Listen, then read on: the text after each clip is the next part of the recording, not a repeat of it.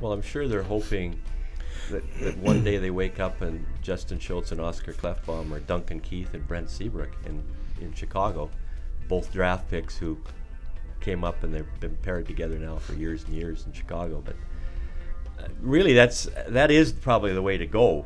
But you have to hope that the people you draft turn out to be first pairing defensemen. And Jim Nill in Dallas told me, he says there's only about 10 first number one defensemen in the entire league. There's 30 teams, so, and they're not giving up Drew Doughty or Shea Weber or Duncan Keith or Giordano or any of those players. So, you know, unless the Oilers want to trade Taylor Hall or Jordan Eberle, you know, which is they can do, you know, to get one of those players. But you pretty much have to hope that, you know, the players they draft become top pairing defensemen.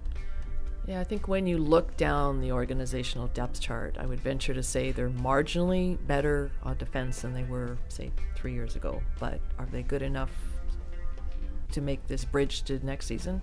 Hardly. I mean, Oscar Klefbom's finally sort of looking like he might be emerging and ready to sort of make that step up and not look back to the AHL. You know, as you mentioned, Darnell Nurse, he'll come in. Chances are he's going to start the season in Oklahoma City, and I think he should.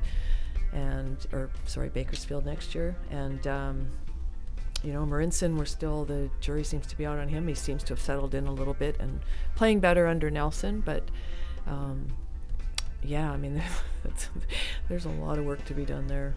The trading for a big-time defenseman, to me, is a complete non-starter. I mean, the Pronger situation was very unique. Coming out of that lockout, some teams had real cap problems because all of a sudden you had a salary cap that was much more restrictive, and so the Oilers were able to trade 3 guys to get Pronger and accommodate a big salary. At the time, seemed like a big salary. Those situations aren't happening anymore, and it's just highly unlikely you're going to trade for a player who can make that impact because, I mean, it's, you know, Jim says very few.